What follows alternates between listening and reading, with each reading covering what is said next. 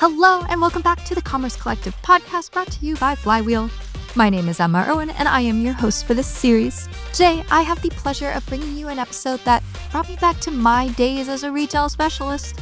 If you've been here for a while, you know that that's where I started at Flywheel, in the spreadsheets, in the Amazon tickets, in the client calls. I was reminded of this because this episode is primarily about the nuances of selling apparel online with none other than one of the most iconic apparel brands out there. And a lot of this conversation just brought me back to my really tactical retail days. But enough about me. Without further ado, let's meet our guest.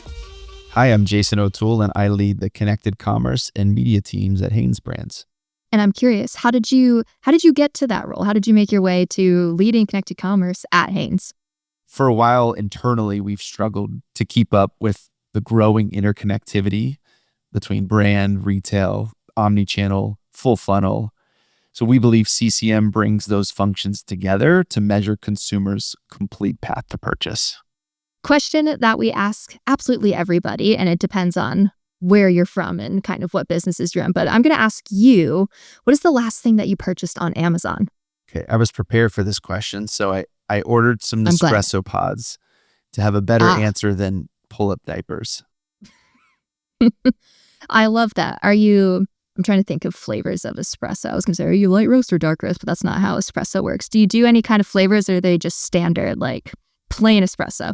We generally order I think it's called Levanto, and we order it in bulk for a big coffee family. So we just purchased it. I made sure to purchase it before this episode so that the answer was accurate. Alrighty, like I said, we're going to talk a whole lot about the nuances of the apparel category when it comes to the digital sphere. That's not all. We'll also get into Jason's thoughts on how brands need to be structured for commerce today and the commerce of the future. And then we'll wrap it up flipping the question to what the agency of the future looks like. To start it off, I asked Jason to tell me about some of the key differentiators when it comes to running the Hanesbrands connected commerce strategy compared to other categories such as, CPG. First of all, thank you for recognizing apparel. I feel like it's the largest GMV category outside of electronics on Amazon, but it never gets the love on podcasts for the most part or on stages, so we appreciate it. There are several differences, I would say. The biggest two are really SKU complexity and 3P proliferation. So with SKU complexity, if we think about fashion cycles, every 6 months we're introducing either new products or new colors across a variety of categories, right? And then the second is kind of attributes, right? So we think of attribution in style, color, size. So if you think about a category like Bally bras, right? There's a potential to have, 100 plus child ASINs on a single product page, which is, an incredibly challenging thing to navigate compared to how CPG may have 1 or 2 child ASINs on a single page. The 3P proliferation thing is really interesting as well, right? Most categories have 3 to 4 key competitors. And what we found over the last probably 3 to 4 years is that in apparel, 3Ps make up at least 50% of the market share in clothing, shoes, and jewelry on Amazon. And so battling against that is certainly a different dynamic than some of our friends in CPG have to face every day on platform. For sure. I'm curious, going off of just the SKU complexity, when you're cycling in these new products, do you then, and this is kind of more of a fashion curiosity, do you end up deleting a lot of old products, or is your catalog just 5 bazillion items that you are ready to ship? I think we're at 4 bazillion, so we're not quite at 5. Okay. But yes. And, on Amazon, we say we can never kill a SKU. You can just hide it, right? Hide the body. And so we'll have a sell-through period, and that will either live on if it's successful, or if it's meant to be kind of a cut-to-order program for 6 months, then it will be replaced by something else. Got it. And I'm also curious, for a very brief time, 4 years ago, I did work on an apparel account on the Amazon side of things. And do you have an opinion as to the max number of child ASINs that belong on a PDP? Because I think 100 would be a lot to go through as a consumer. And so I'm curious, do you have a best in class recommendation for when that is your case? It's a great question. And Amazon changes its experience all the time, right? So there used to be a 50 SKU limit for the thumbnails, from the thumbnail to go from a visual thumbnail to a drop down. That has changed on and off throughout the years, but that was certainly one that we always wrestled with. The challenge, Emma, is that there are so many different attributes, right? So when we take the bra category, right, there are band and cup sizes, and then there are colorways on top of that.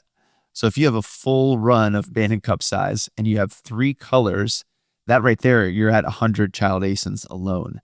And so it's really interesting to navigate through that and build media strategies that help us win on site within this complexity. Gotcha. And I'm going to ask a very flywheel-centric question, but we have this framework. We've been talking about this for years, just in terms of like certain categories are clicky. That means when you search it, you're probably going to click within the top row of products because you just like, you kind of know what you want and it's going to be there. Other categories are scrolly, where that isn't enough information. You're going to scroll. I'm assuming apparel fits into the scrolly category, but would you agree with that kind of assessment? Yes, I think on balance, it's a scrollier category than, say, paper towels or Q-tips. But we've adopted this rule of 70s methodology. So 70% of all search is non-branded on site. 70% of all sales are done generally on page 1 search results pages. And then 70% of those sales are generally done above the fold. So while we honor this clicky versus scrolly methodology, I think that it's still important to win above the fold P1 SERPs. You're assuming 70% of searches are non-branded. But when we've talked before, you said there isn't an awareness issue with Hanesbrands. So I'm curious, can you elaborate more on those challenges further down the funnel? So, and you're right, awareness is on our side. 9 out of 10 Americans have a Hanes product in their house, which is an awesome starting point to have, right? However, to your point, Amazon honors the solution, right? And so that's why 70% of consumers are buying non-branded products, right? So let's take men's underwear as a category, for example. We still have to win in that non-branded space. We have a ton of organic share of voice love, but there are new entrants all the time, and they're getting really good at media, right? And navigating how to convert and move up this, this page 1 search result. So we are always thinking of how do we outlast the competition, if I can borrow from Jeff Probst a moment. And I think that it's ever evolving. And so I think that we still have to win lower funnel search, right? On-site search is critical. From there is when we can do some meaningful brand building. And that's when we deploy DSP and some more upper funnel tactics like CTV, OLV, and creators and other type things. I'm curious, on the 3P proliferation part, what is your brand protection strategy when it comes to competing with that kind of landscape? Yeah, it's a really interesting challenge because 3Ps don't have this problem, right? They don't have to dedicate any budget to brand protection and threats of conquesting. So part of our budget absolutely does that. Search frequency rank shows how meaningful we are to certain categories throughout our portfolio. And so we do have to dedicate budget to that. We have to balance that with, rising CPCs and CPAs in the space. And so we always say the battle is a non-branded. And so we know that that's where we're going to gain share. And we hope that our brand media and upper funnel efforts continue to tell the comfort and value story that Hanes offers. And that will be enough to create high intent purchase for branded search categories.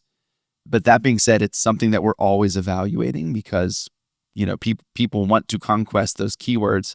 And even in the last 12 months, we've seen our own branded keywords rise considerably in CPCs. Do you have any issues on, when it comes to your own product listings, there being a bazillion different 3P sellers that have the product as well? We do see that. And that's a part of the strategy in the game we have to play.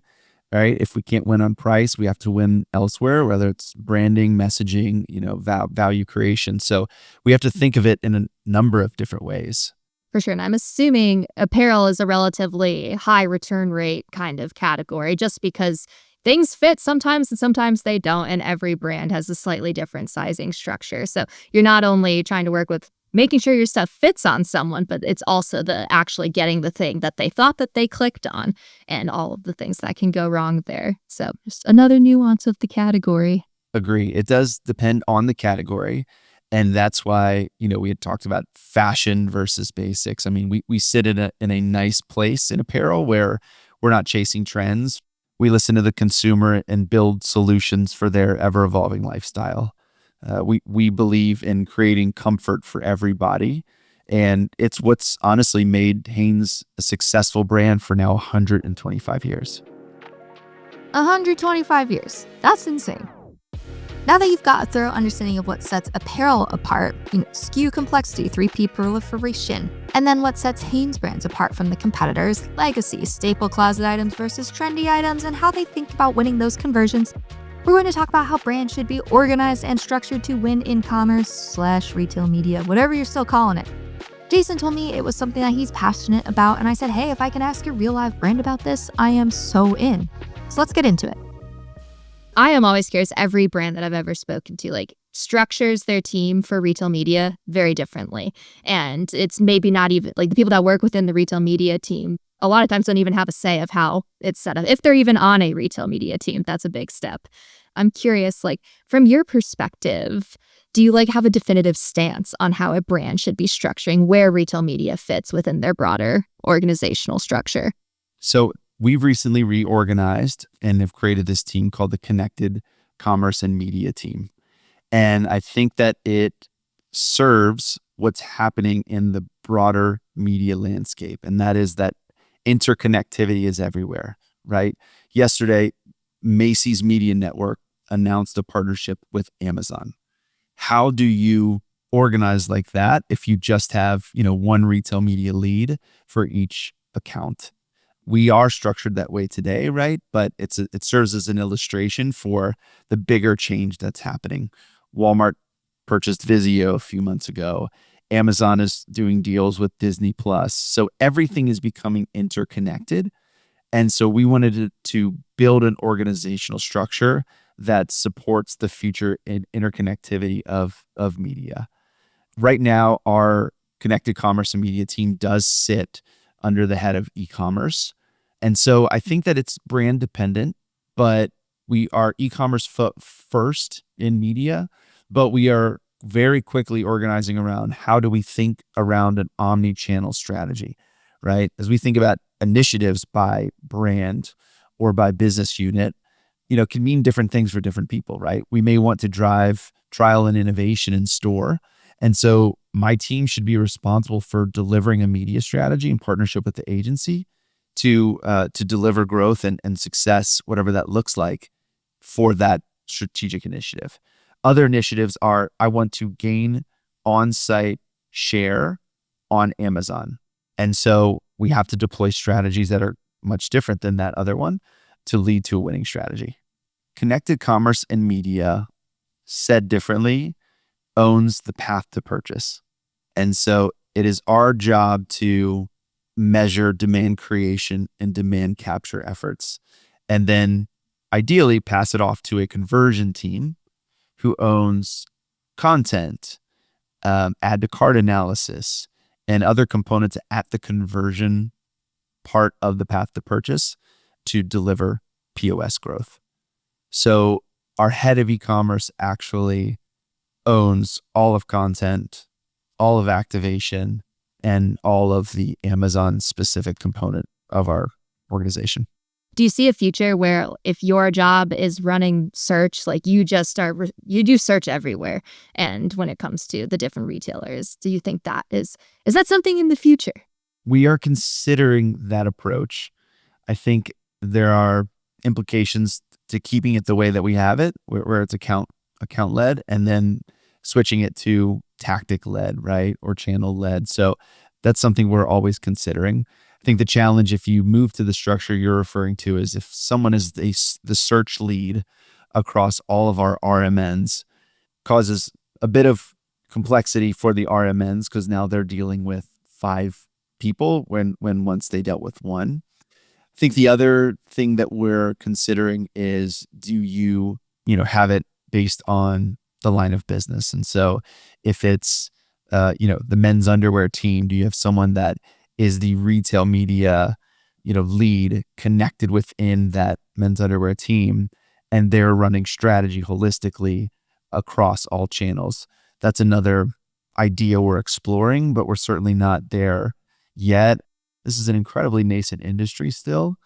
Amazon got there first, but we're all still trying to figure it out as we think about, again, the growing complexities between omnichannel, full funnel, retail media networks now intertwining with one another. There's a lot for the dust to settle to understand, what a structure looks like long term. All right. Since I grilled Jason on brand organizational structure, it's only fair to let him also talk about what sets the agency of the future apart. So I gave him the floor. It's a great question. So I think we have to start with the consumer, where the consumer can buy, right? And as we think about how RMNs are very quickly evolving, omnichannel and in-store retail media is evolving, we need to be equally as adaptable from a brand and an agency side and honor speed in that effort. So I think that when you think about who's going to win long-term, it's going to be brands and agencies that can be incredibly fast, that can get to the data quickly and assess the data to make speed decisions. I challenged my team in the agency that I would love us to be day trading media. I mean, I think that's how quickly a lot of our competitors, are moving, especially the 3Ps that don't have certain challenges that we have. And so I just think aligning to a brand's business outcomes will be the benefit of the agency long term, as opposed to traditional media relationships where I deploy this media and then we run the campaign, it stops, then we ramp up for something else. I just think that there's an evergreen, always on, component to this now, that we have to be adaptable and on a daily basis be competitive. Okay. So I'm going to begin to wrap us up, and I'm going to hit you with some rapid fire questions that I just came up with off the top of my head that it should be really easy and not terrible. But I'm curious, do you have a favorite Hanesbrands product from any of the brands? We launched Hanes Moves this past year, and it's incredible. The women's product's great, men's product's great, but for some of our friends that charge in the hundreds of dollars for activewear, this is a much, much better solution. It's amazing. I work out in it all the time. I would recommend everybody go to Amazon or Walmart or Target and check out Hanes Moves. I will have to do that. I'm always on the hunt for some activewear that doesn't cost my entire paycheck. This is your solution. We found it, Emma. Yes, I'm on a roll. Okay, my next question, are there any Hanesbrands products that you think are overhyped? You don't get why so many people like them or like it? No comment. Fair enough. Okay, is there a brand under the HBI belt that you think is the most interesting to kind of oversee, and the nuances are just different and it's actually interesting to you and not a pain? I'm curious what that kind of brand or line of product is. It's a good question. So we recently launched Bonds, which is a massive innerwear brand in Australia. And we brought it to America. And Steve Irwin's son was actually the face of our initial campaign, and it did really, really well. So Bonds is a really interesting brand that we're keeping a close eye on. We're very excited to see where that goes. Who knows? That'd be cool. But okay, last question for you. And this is one we ask every single person. Something on your digital wish list. It lives in a cart forever and ever. It doesn't have to be a Hanes product. It can be absolutely anything. But you just won't purchase it, and why? I've had a trusty MacBook Pro for about 12 years. Over the last probably 6 months is when the MacBook itself has been telling me, hey, I can't do the things that you need me to do anymore.